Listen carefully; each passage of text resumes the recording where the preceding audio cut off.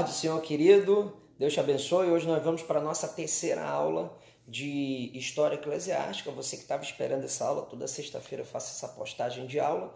E nós vamos trabalhar hoje sobre os primórdios da igreja, Paulo e os pais apostólicos. Vou fazer essa aula em duas partes, tá bom? Vamos aqui para a primeira parte.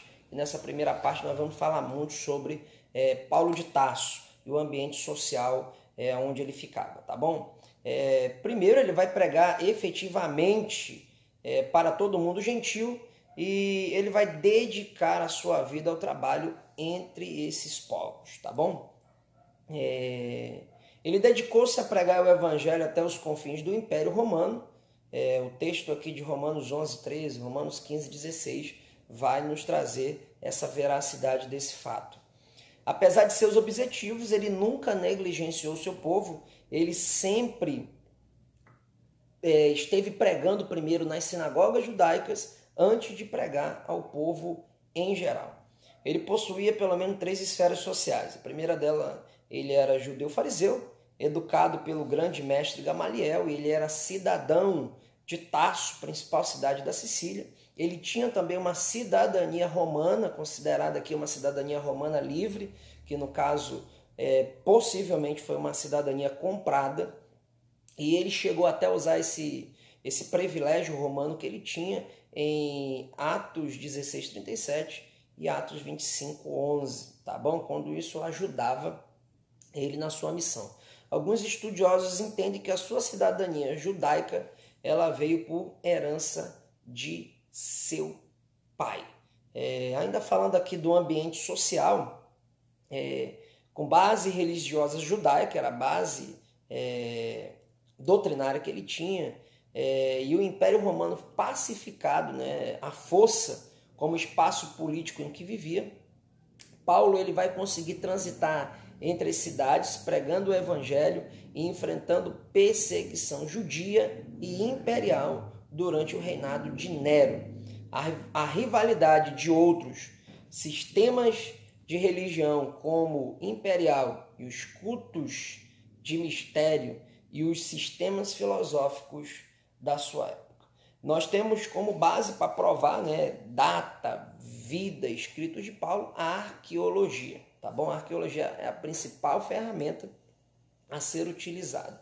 E ela vai afirmar que Paulo estava em Corintos 18 meses quando Galho se tornou procônsul, uma inscrição de pedra descoberta em Delfos menciona Galho, menciona que Galho começou o seu trabalho na Ásia no ano 26, tá bom? De Cláudio, entre o ano 51 e 52. Desta forma, a visita de Paulo teria começado no ano 50. Então, a partir dessa data, a arqueologia e os estudiosos vão declarar, né, a partir dessa data, meados de março, vai ser datado os escritos, as viagens e a vida do apóstolo Paulo, tá bom? Como pregador do evangelho, ele era um missionário sábio, dedicado, ele expandiu o evangelho ao ocidente de forma estratégica, começando seu trabalho na cidade mais estrategicamente localizada na região. Ele usava, olha só que interessante, ele usava os convertidos para levar a mensagem a cidades e campos ao redor, tá bom? Adjacentes. Possivelmente por esse método, ele não visitou Colosso. Você vai observar isso em Colossenses capítulo 2, versículo de número 1, tá bom? Quem visitou Colosso foram os irmãos de Éfeso e se tornaram responsáveis pela evangelização da cidade de Colosso, ok? Ele inicialmente pregava nas sinagogas enquanto era bem recebido. Quando surgiu oposições, partiu para uma proclamação direta do evangelho aos gentios e em qualquer lugar que ele achasse adequado. Após fundar a igreja, ele organizava com o presbítero, com diáconos, de forma que ela se autogovernasse, ok? Para não ser um fardo para as igrejas recém-criadas, ele assumiu o seu próprio sustento, tá bom? A própria Bíblia diz que ele era fabricante de tenda, fabricava a tenda, vendia a tenda e vivia, comia, o seu salário era pelo seu trabalho, tá bom?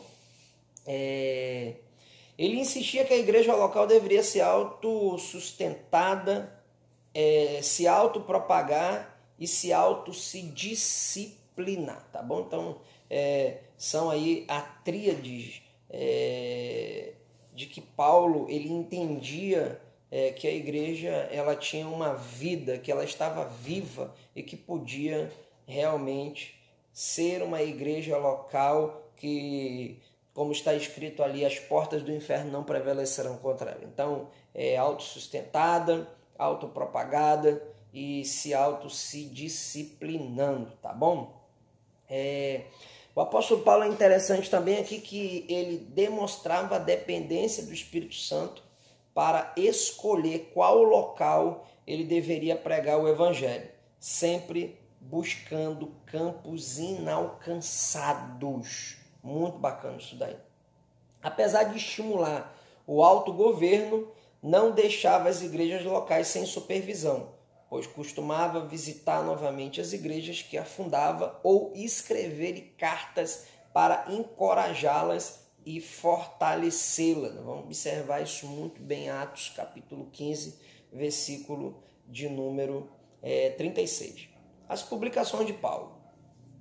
Paulo sempre buscava se informar a respeito da situação das igrejas que fundaram através de visitantes que vinham dessas igrejas. 1 Coríntios 1,11, ele vai relacionar uma lista de vários visitantes aí. Ou de relatos de agentes que enviavam para visitar as igrejas. Ele sempre enviava pessoas para visitar as igrejas. Foi o caso aqui de 1 Tessalonicenses, capítulo 3, versículo 6.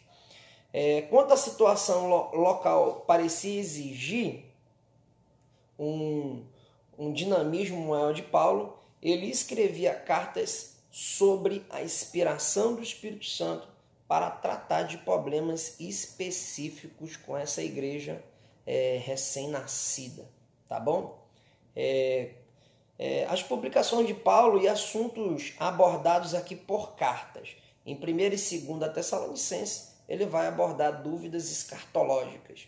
E de 1 Coríntios, ele vai abordar relacionamentos práticos da igreja em ambientes pagãos. Em 2 Coríntios, em 1 Coríntios, tá bom? E em 2 Coríntios, ele defende o seu apostolado. A carta de 2 Coríntios é a carta que ele mais vai defender o seu apostolado, vai fazer uma apologeta ao seu apostolado, tá bom? Em Gálatas, ele vai fazer uma relação da lei judaica com o cristianismo. Em Romanos, que é a carta mais teológica de Paulo, ele vai fazer uma explicação sistemática do evangelho. Eu creio que é a carta mais teológica, mais abrilhantadora do apóstolo Paulo. Até mesmo posso até dizer, como teólogo, que é a carta mais madura do apóstolo Paulo, tá bom? Em Colossenses, ele vai começar um combate pré-gnosticismo. Em Efésios e Filipenses, ele vai tratar de alguns problemas específicos dentro dessa igreja. Em Filemon, ele vai fazer a relação de senhor e escravo que se tornaram cristãos. É uma carta muito linda.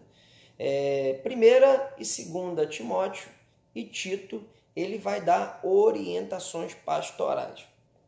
Eu leio muito 1 e 2 Timóteo e Tito. Eu acredito que são cartas com compêndio de ensinamentos muito lindo para pastores, tá bom? Princípios da teologia de Paulo, aquilo que ele defendia como verdade nas suas cartas, tá bom? Felicidade e utilidade. O objetivo básico ansiados por todos os homens. Depender da obtenção da graça de Deus, obtida por quem faz a vontade de Deus. As obras da lei somente resultam no conhecimento do pecado, deixando o homem sem esperança para executar a vontade de Deus expressa nessa lei. A cruz é o ponto de partida para a vida espiritual, não a lei. Cristo, como homem perfeito e Deus, podia oferecer-se na cruz em lugar do homem pecador e assumir o fardo do pecado humano. Ele vai trabalhar isso muito bem em Gálatas, capítulo 3, do versículo 10 ao 13. Ao homem basta aceitar a obra que Cristo já fez por ele pela fé. Vai trabalhar isso muito bem em Romanos 5:1. A ética paulina desenvolveu-se a partir da união pessoal do crente com Cristo pela fé, equilibrando-se por uma relação horizontal no qual o crente se une aos irmãos pelo o amor de Cristo expresso numa vida moral. Esse sistema ético não abole a lei, mas o seu cumprimento mais elevado na família, comunidade e sociedade em geral. Entendi a história como linear, sobrenatural, cataclísmica e pessimista, tá bom? Ainda continuando aqui com Paulo, como polemista, lutou pela pureza da doutrina cristã do seu tempo, tentando convencer os desviados a voltarem à fé. Entre as polêmicas que enfrentou, estão aí algumas polêmicas, eu vou fazer a narrativa aqui, né? Polêmicas sobre salvação. Os gentios devem adotar e seguir a lei? Foi uma das polêmicas que o apóstolo Paulo teve que enfrentar aí, tá bom? Nasceu numa questão, essa questão que os gentios deviam adotar a lei, se levantou numa visita de alguns judaizantes a Antioquia, pela autoridade de Tiago, que era o principal da igreja de Jerusalém naquela época, para pregar a visão entre os grupos. E resultou no concílio de Jerusalém, onde o apóstolo Paulo estava presente, que liberou os gentios da circuncisão e exigiu apenas a abstenção de sangue, de coisas focadas e imoralidades sexuais. Ele enfrentou também o racionalismo grego, tá bom? A tentativa de um grupo de intelectualizar o cristianismo, sustentando que havia uma diferença entre o espírito bom e a matéria má. O elo entre o espírito puro e a matéria má é uma hierarquia de seres celestiais a qual pertencia a Cristo e aos anjos, que deveria receber culto por estarem nessa hierarquia. Ele vai se levantar contra isso em Colossenses capítulo 2, versículo 8 e 18. A salvação era alcançada por atos ascéticos de negação do corpo mau e por um conhecimento. Esse conhecimento aí já era um conhecimento conhecido como gnose, tá bom? Na realidade tinha tudo a ver com um movimento gnoticista, que eu não vou trabalhar aqui, não agora. Acessível somente a uma elite religiosa. Paulo responde e reafirma a suficiência de Cristo. Então, Paulo vai entrar nessa guerra de racionalismo grego e as suas maiores respostas a essas indagações que eu li acima está em Colossenses do capítulo 1, do 13 ao 20, e a plena manifestação de Deus também em Colossenses do capítulo 1, versículo 19 e capítulo 2, versículo de número 9. Vamos observar aqui algumas leituras primitivas para a gente ter uma ideia, né, de literaturas que tinham, deixa eu ajeitar aqui, naquela época. Vamos lá. A literatura neotestamentária não foi a única produzida pela igreja primitiva, porém é a única considerada inspirada pelo Espírito Santo para nos ensinar. No entanto, sabemos que diversos textos foram produzidos pela igreja neste período. Alguns tinham caráter religioso. Exemplo, os evangelhos apócrifos, de cunhos gnósticos, mas foram descartados como heréticos pela igreja e lideranças locais. Outros possuíam caráter didático e não se aferiam ao potencial inspirador.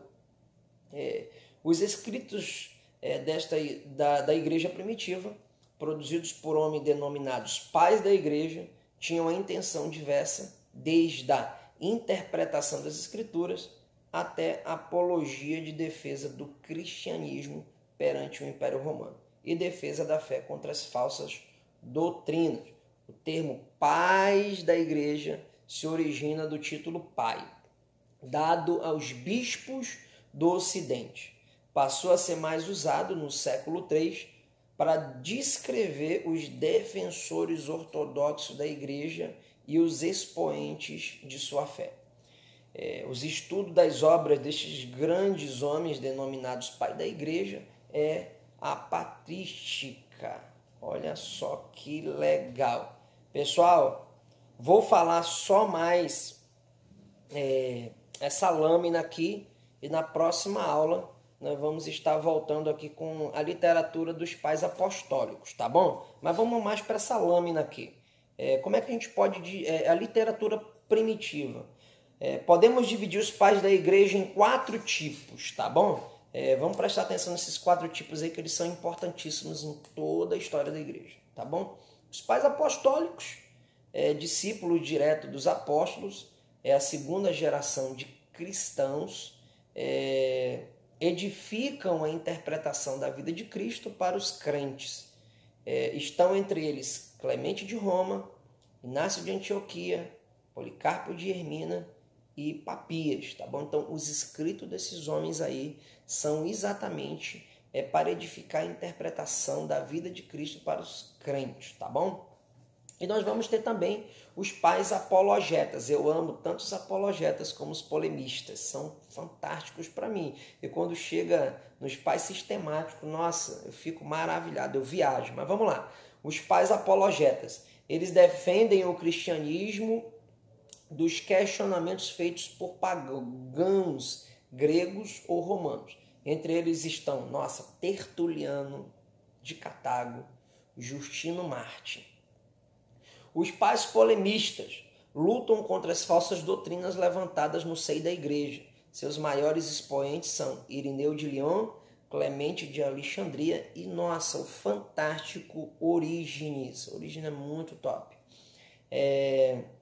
E para finalizar aqui, nós temos os pais sistemáticos, que fizeram um estrutural dos estudos bíblicos científicos. Entre eles estão Jerônimo, Ambrósio e ninguém mais, nada menos do que Agostinho, conhecido como Agostinho de Hipona, tá bom? Eu fico por aqui com essa aula e na próxima aula, volto a repetir só para dar um gostinho aí na boca aí, um pouquinho de açúcar aí, nós vamos falar sobre as literaturas dos pais apostólicos. Não está na nossa Bíblia essas literaturas, eu não sei se todos têm acesso a essa literatura, mas eu estudei muito ela, viu? Foi muito bom.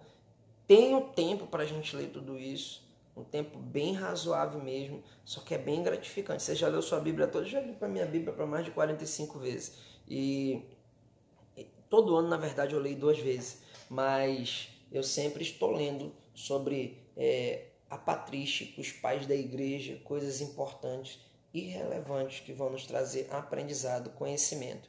É bem verdade que o conhecimento traz liberdade, tá bom? Eu fico por aqui com essa aula. Deus te abençoe. E sexta-feira que vem nós vamos para a segunda parte dessa aula aqui. E eu quero contar com o compartilhamento de vocês. Vejam essa aula, compartilhe com outras pessoas. Se você não é inscrito no canal, deixa a sua inscrição no canal, tá bom? Deixa o seu comentário. Que Deus te abençoe em nome do Senhor Jesus. Um abração. Até a próxima.